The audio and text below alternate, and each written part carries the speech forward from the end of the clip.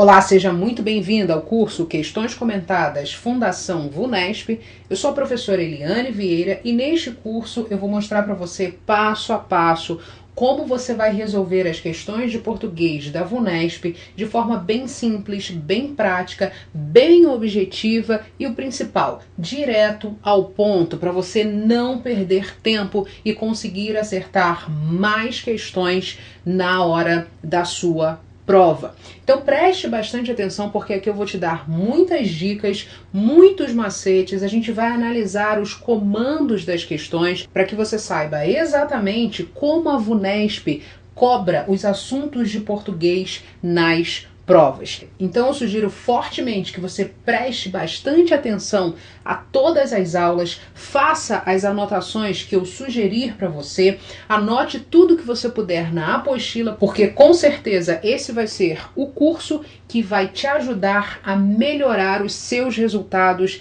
já nas próximas provas da Fundação VUNESP. Antes da gente começar, eu quero te dar uma dica, uma sugestão, na verdade. Eu sugiro que você faça o seguinte: a primeira coisa é imprimir a apostila e você sozinho resolver as questões. Exatamente isso. Tente testar o seu conhecimento e somente depois disso é que você vai assistir a essa aula aqui no seu ambiente de aluno. Você vai assistir a essa aula para ver o que você errou, por que você errou, o que você acertou e quais são as dicas que eu vou dar para você. Então não se esqueça, a melhor forma de você aproveitar esse curso é primeiro resolver sozinho ou sozinha as questões e depois você vem para estudar aqui comigo para eu te mostrar todas as dicas e todos os macetes que eu quero te dar e toda a metodologia necessária para você resolver qualquer questão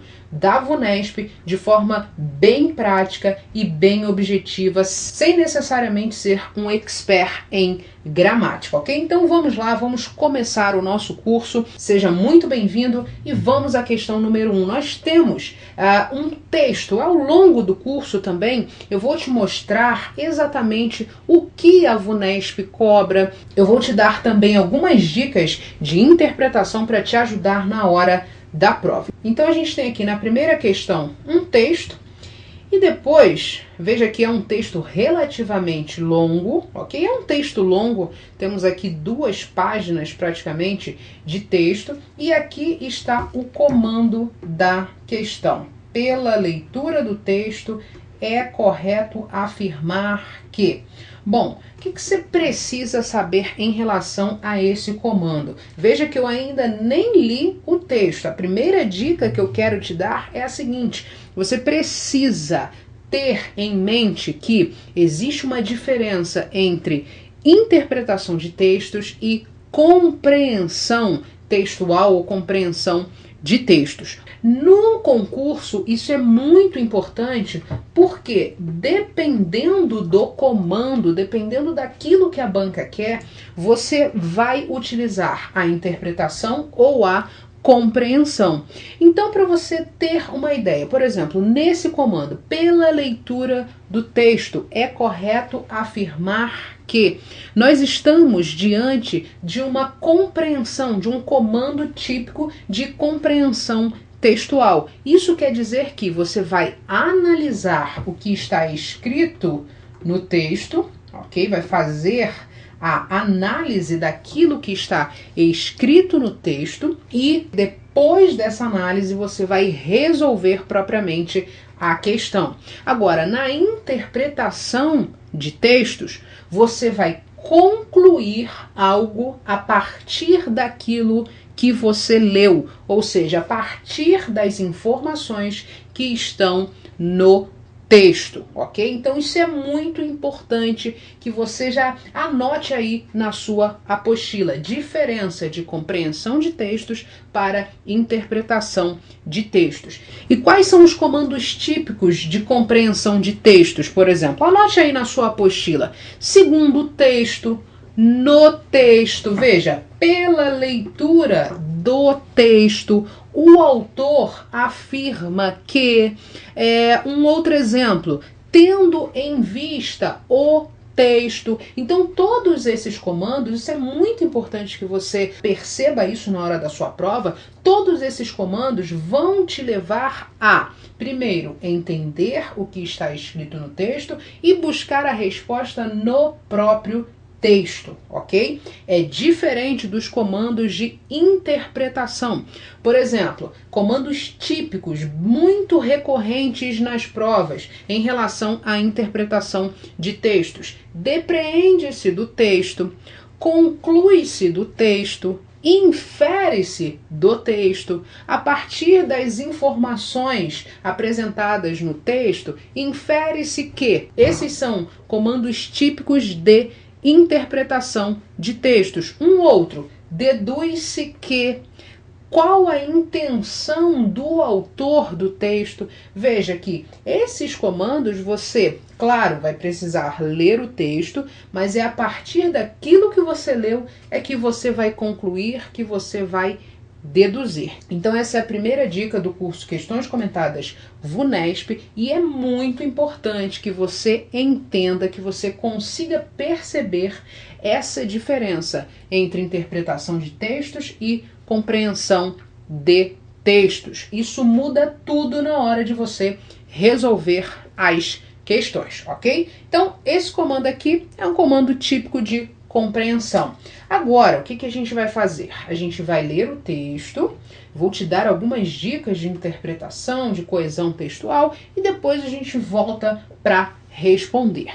Então vamos lá, leia o texto Infância na Praia, de Danusa Leão, para responder à questão. Ele começa assim: não se pode dar corda à memória. 2 pontos. Ela vai explicar por quê. Veja, se ela somente falasse assim, ó, não se pode dar corda à memória. Tá, e aí, mais o que? Ela vai explicar, ela precisa explicar, desdobrar essa informação. Por isso ela utilizou o sinal de 2 pontos. A gente começa brincando, mas ela não faz cerimônia. Ela quem? Veja, a nossa memória. Então aqui nós temos já um elemento anafórico, o pronome pessoal funcionando como um elemento anafórico, fazendo referência a um termo, obviamente, anteriormente expresso. Então ela não faz cerimônia e vai invadindo nossas mentes e nossos corações. Para mim, são ainda e sempre as recordações da infância na praia, muito mais fortes do que eu podia imaginar. Então, para ela, em relação a essa questão de não dar corda à memória, não se pode dar corda à memória, ela fala que, olha, são as recordações da infância na praia muito mais fortes do que eu poderia imaginar, o que eu podia imaginar. E ela segue. No terreno das brincadeiras, a mais comum era o caldo. Ora, no terreno das brincadeiras, veja que ela ainda está fazendo referência ao quê? Às recordações da infância. Então aqui você percebe que não são simplesmente frases aleatórias jogadas para a gente formar um parágrafo. Não, nada disso. O texto, para ele ser bem escrito, para ele ser um bom texto, ele precisa ter toda a estrutura dele entrelaçada. Isso é muito importante. Quando você estiver lá na hora da sua prova, você precisa observar esses elementos, se eles estão encaixados, se as ideias se entrelaçam, ok? É muito importante, veja que o primeiro parágrafo está completamente entrelaçado ao segundo, ou ao contrário nesse caso, o segundo está totalmente entrelaçado ao primeiro. E aqui nós temos um elemento semântico que faz essa referência a um termo anteriormente expresso, ok? O objetivo aqui não é te dar uma aula de interpretação de textos, porque a gente precisaria de um curso completo sobre isso, mas o meu principal objetivo aqui é te dar algumas dicas para você conseguir, na hora da prova, interpretar um texto sem qualquer tipo de dificuldade, ok? Então, no terreno das brincadeiras, a mais comum era o caldo. Então veja que nós estamos no campo semântico de onde? Da praia. Caldo, praia. Então temos aqui novamente um entrelaçamento semântico no texto. E ela vai explicar, de novo aqui, sinal de 2 pontos. Quem não se lembra do terror de levar um? Veja que aqui ela está fazendo uma pergunta. Esse tipo de recurso utilizado no texto é justamente para trazer o leitor, para aproximar o leitor daquilo que ela está escrevendo, no caso aqui a autora está escrevendo no texto. Para fazer essa conexão, resumindo, também se brincava de jogar areia nos outros, aos gritos, para o horror dos adultos e a pior de todas as brincadeiras. Veja que tudo aqui está entrelaçado. Se deixar ser enterrada, ficando só com a cabeça de fora. E todo mundo fingir que ia embora, só de maldade, deixando você sozinha e esquecida. Realmente, quem nunca brincou, quem nunca fez essa brincadeira na praia? Então ela segue para o próximo momento do texto. Ora, no terreno mais leve, então no segundo parágrafo ela falou no terreno das brincadeiras. Agora, no terreno mais leve. Então a gente começa a perceber alguns elementos semânticos, alguns elementos de significado que vão fazer com que as ideias daquele tópico se unam em um único parágrafo. Foi o que aconteceu no segundo parágrafo, agora nós temos uma outra ideia no terceiro parágrafo. E ela continua: no terreno mais leve, a grande proeza era mergulhar e passar por debaixo das pernas abertas da prima. Lembra? De novo,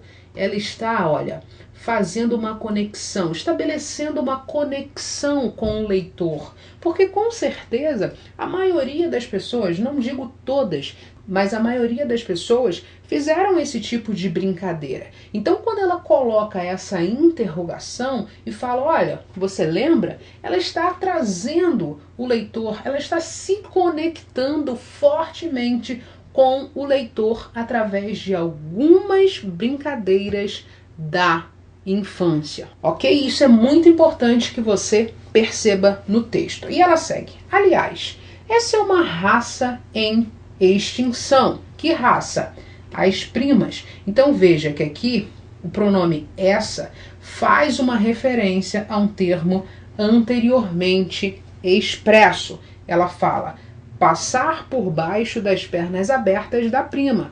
Essa é uma raça. Ora, que raça? As primas.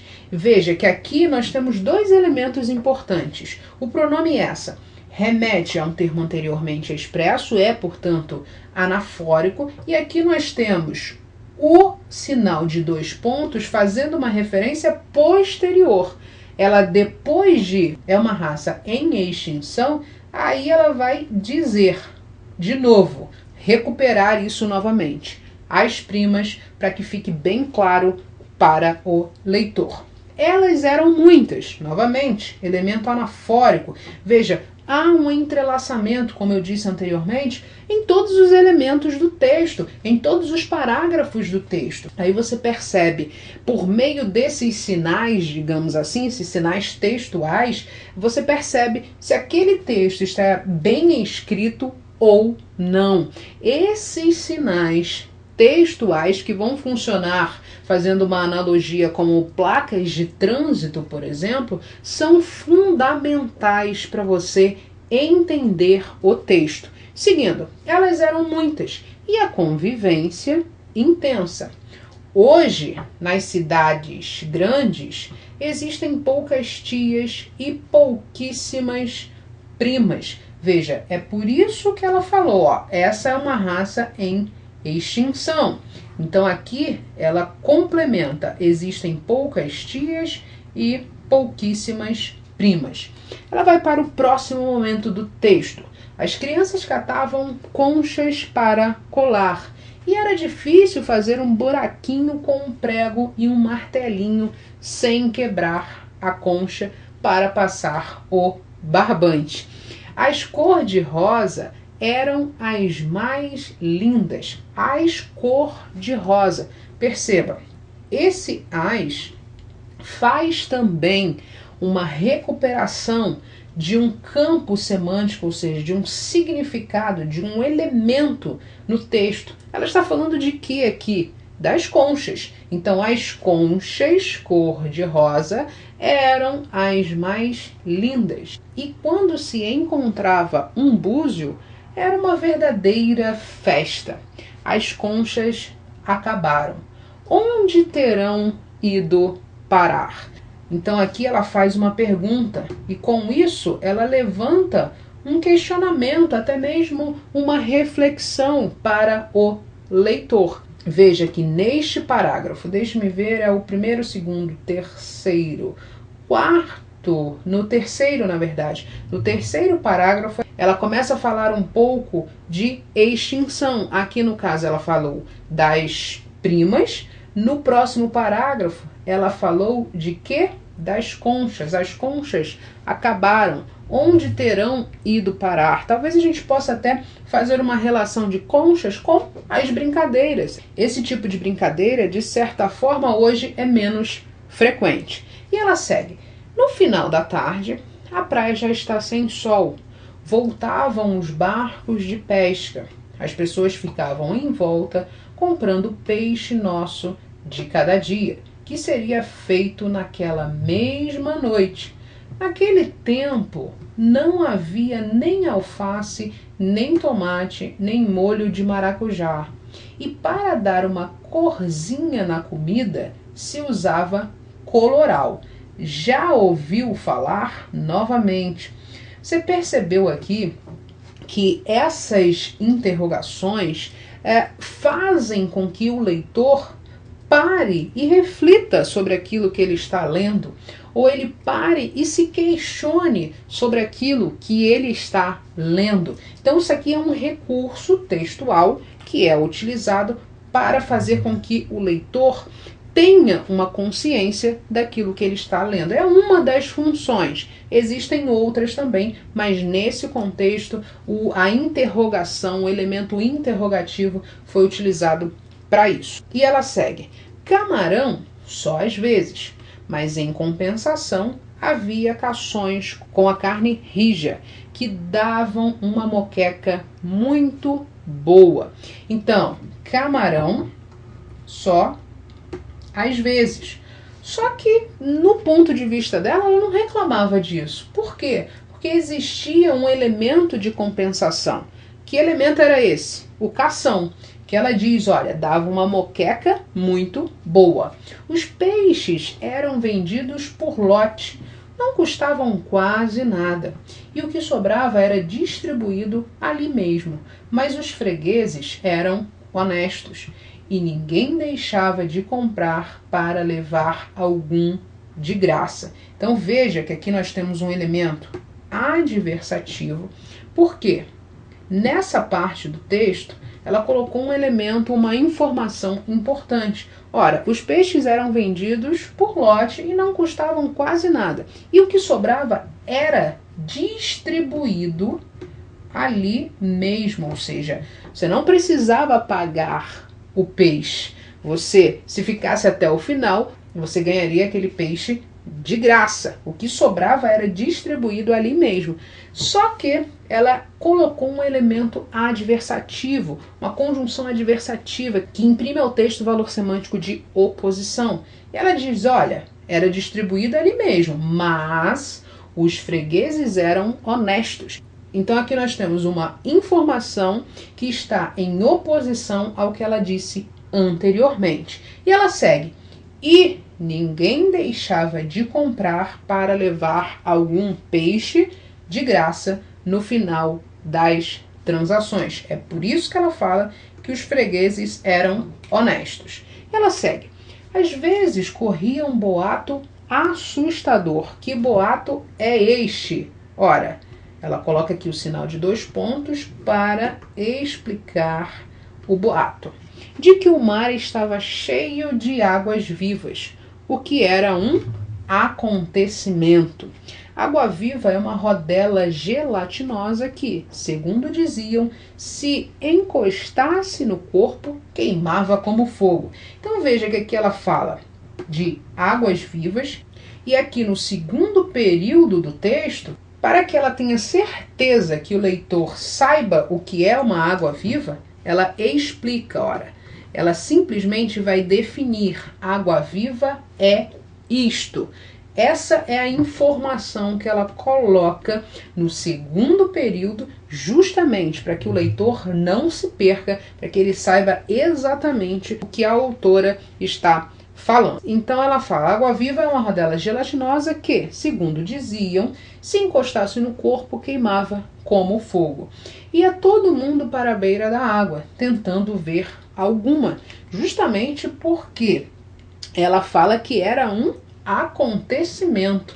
Veja que quando ela coloca essa informação, ia todo mundo para a beira da água tentando ver alguma, é especificamente para justificar esse acontecimento ou esse boato assustador, que o mar estava cheio de águas vivas, ok? E ela coloca aqui um elemento de oposição. Mas ninguém entrava no mar de medo. Por que eles tinham medo? Porque as pessoas diziam que se a água viva encostasse no corpo, queimava como fogo. E ela segue: no dia seguinte, a areia estava cheia delas, e com uma varinha a gente ficava mexendo, sempre com muito cuidado. Afinal, era uma gelatina, mais viva, uma coisa mesmo muito estranha. E ela segue para o próximo parágrafo. Para evitar queimaduras, se usava óleo da gele, eu acho que é essa a pronúncia. E se alguém dissesse que anos depois, uma massagem de algas, daquelas mesmas algas verdes e marrons, com as quais a gente dançava dentro da água, não custaria menos de $100 em Nova York ou Paris, ninguém acreditaria. Naquele tempo, não havia refrigerantes, não se tomava água gelada e as crianças rezavam uma Ave Maria antes de dormir, sendo que algumas ajoelhadas. Então, esse algumas também faz referência às crianças, ok? Seguindo, nós temos: não havia abajur nas mesas de cabeceira e na hora de dormir se apagava a luz do teto, com sono ou sem sono, e ficávamos com os pensamentos voando, esperando o sono chegar. E ninguém se queixava de nada, até porque não havia do que se queixar, porque era assim mesmo e pronto. Veja que ela fala que ninguém se queixava de nada porque não existia um elemento comparativo. Era a vida que elas conheciam e pronto. Por isso elas não reclamavam, por isso elas não se queixavam de nada. É um texto que foi publicado em 2005, Folha de São Paulo, um texto adaptado. E aí nós temos o primeiro comando, como eu havia falado para você anteriormente, um comando típico de compreensão de textos. Pela leitura do texto, ou seja, por tudo isso que nós lemos e compreendemos do texto, é correto afirmar que as crianças reclamavam se os pais não comprassem camarão? Ora, veja que nessa parte do texto, ela fala assim, ó, camarão só às vezes. Nós até fizemos uma observação aqui. Camarão só às vezes, mas em compensação havia cações com a carne rija que davam uma moqueca muito boa. Então aqui não há espaço para reclamação. A gente não vê isso no texto das crianças reclamando se os pais não comprassem camarão, e ela segue: e refrigerantes para as refeições. Veja que ela também diz, deixe-me ver onde está essa parte no texto, que ela fala que naquela época não existia refrigerante. Está aqui, ó, naquele tempo não havia refrigerantes, não se tomava água gelada e as crianças rezavam uma Ave Maria antes de dormir. Então, o texto não fala sobre as crianças ficarem reclamando se os pais não comprassem camarão e muito menos refrigerantes. A gente pode eliminar a letra A. Veja que é de acordo com o texto. Aqui não há espaço para inferência, aqui não há espaço para dedução nesse tipo de questão, ok? Aquilo que está no texto. Se prenda aos limites textuais. Letra B.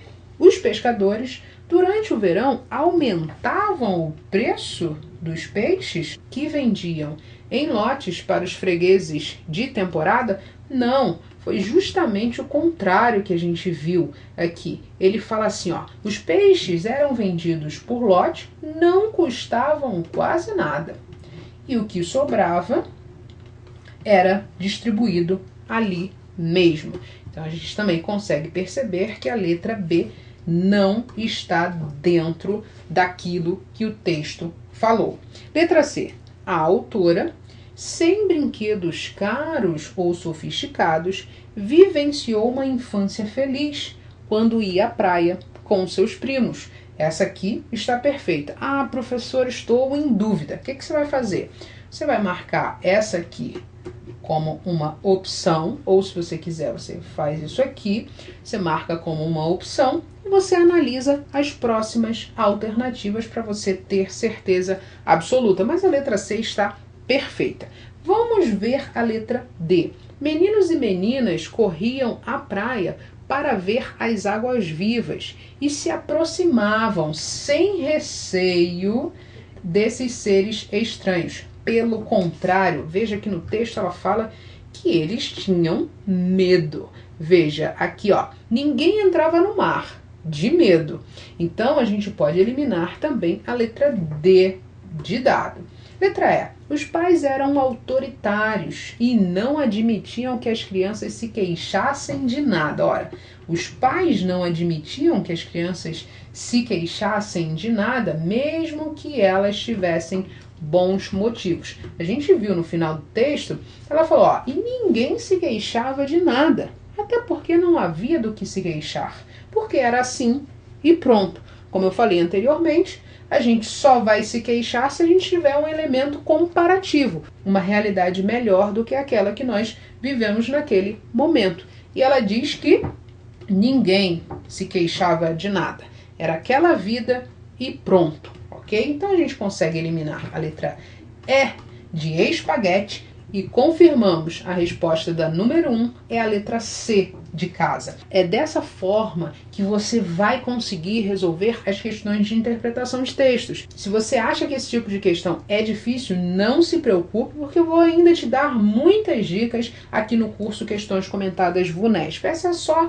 a nossa primeira aula, nós teremos 13 aulas no total e na maioria das apostilas nós teremos um texto. Eu vou fazer a interpretação, vou mostrar para você passo a passo quais são os elementos principais daquele texto, as ideias, para que você não tenha mais dúvida na hora de resolver as questões de interpretação da VUNESP. Também vai ter uma aula exclusiva, específica sobre charge, quadrinho e cartoon. Eu selecionei 10 questões apenas com essa modalidade, digamos assim, textual, porque a VUNESP cobra bastante. Você vai ver isso ao longo do texto. Vamos corrigir a número 2. Ela fala assim, ó, para a autora, os adultos não aprovavam quando as crianças, letra A, brincavam perigosamente de dar caldo, afundando a cabeça do outro na água. Ora, isso não está no texto.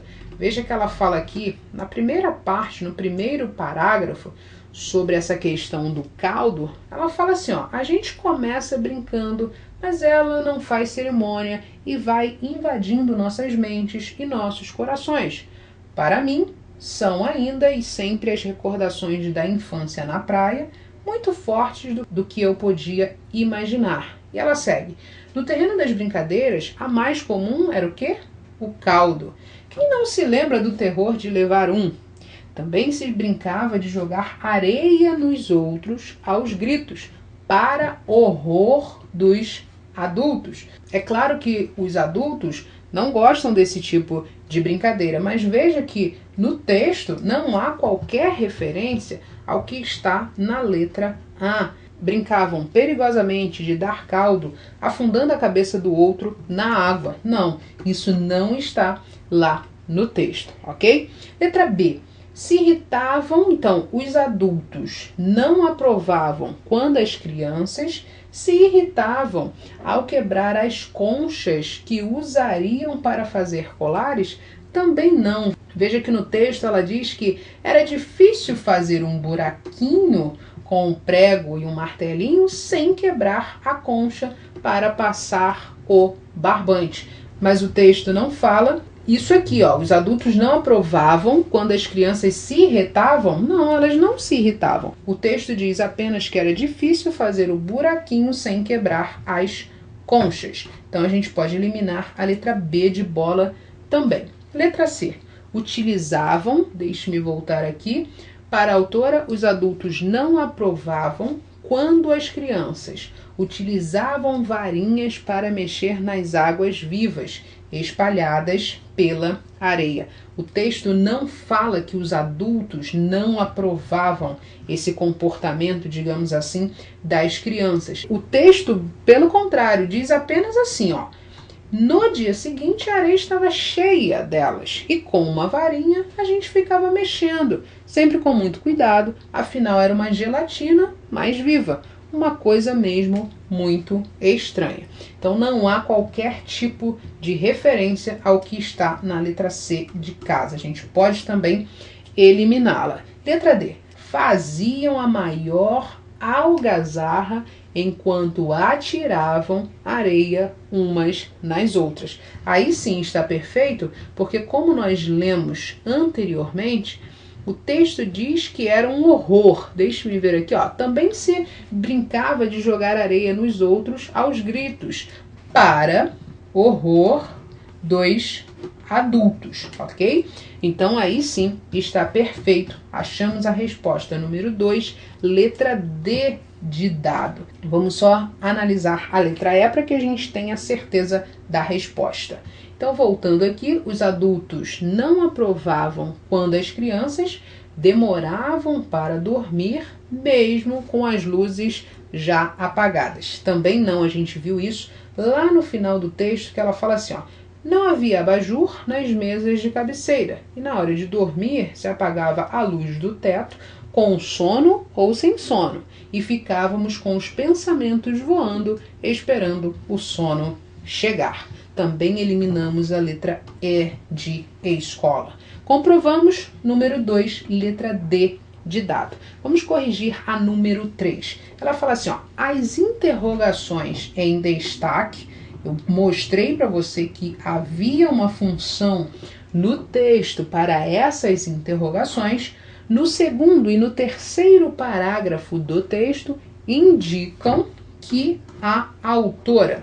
Então vamos lá, vamos analisar essas duas interrogações. Deixe-me só voltar no segundo e no terceiro. Vamos só analisar quais são especificamente aqui, ó. Só relembrar, na verdade. Quem não se lembra do terror de levar falando acerca do caldo? E depois nós temos, no terreno mais leve, a grande proeza era mergulhar e passar por baixo das pernas abertas da prima. Lembra? Então são esses dois elementos. Vamos lá para a gente ver o que a gente consegue eliminar.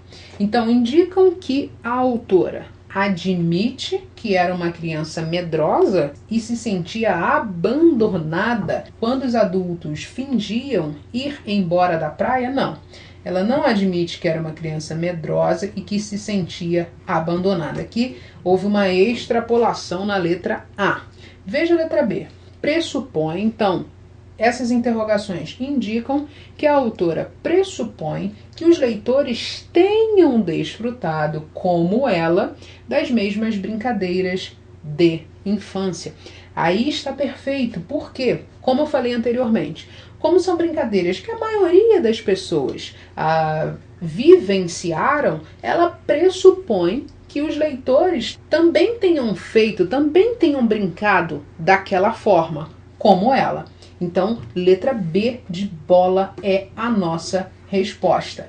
Veja a letra C. Bom, essas interrogações indicam que a autora lamenta o distanciamento que se criou entre primos e primas agora que todos são adultos? Não, o texto não fala nada acerca disso. Então, ela não admite, ela não lamenta, ok? Ela simplesmente pressupõe, só isso. Letra D. Ela reconhece que as lembranças da infância são mais significativas do que ela supunha? Não. O objetivo desses elementos do texto não é esse. Como eu falei, existem outras aplicações também para as interrogações no texto, mas nesse contexto o objetivo é aproximar o leitor do texto, é aproximar o leitor daquilo que ela está relembrando, todas as brincadeiras da infância. E como são brincadeiras que a maioria das pessoas vivenciaram, ela simplesmente utiliza desse recurso para fazer com que o leitor também relembre desses momentos da vida. Então, nada de reconhece que as lembranças da infância são mais significativas do que ela supunha. Eliminamos a D. Letra E. Procura, mesmo incerta sobre alguns fatos, descrever. Ela não estava incerta sobre alguns fatos, pelo contrário, ela conseguia lembrar de muitas coisas sobre a infância. Então, seguindo aqui, descrever para os leitores como foi sua infância na praia. Não. O problema aqui é esta parte, mesmo, vou colocar aqui também mesmo incerta de alguns fatos. Nós vimos que ela não estava incerta coisa alguma. Ela se lembrava de muitas coisas da infância. Então a gente conseguiu eliminar a letra E e comprovamos. Número 3 tem como resposta a letra B de bola. Então, nessa primeira parte da aula, nós corrigimos 3 questões de interpretação de textos, com muitos detalhes e muitas dicas para você. Na próxima parte do vídeo, nós vamos continuar a correção de mais questões de interpretação de textos e também de gramática. Um abraço e até a nossa próxima aula. Tchau, tchau!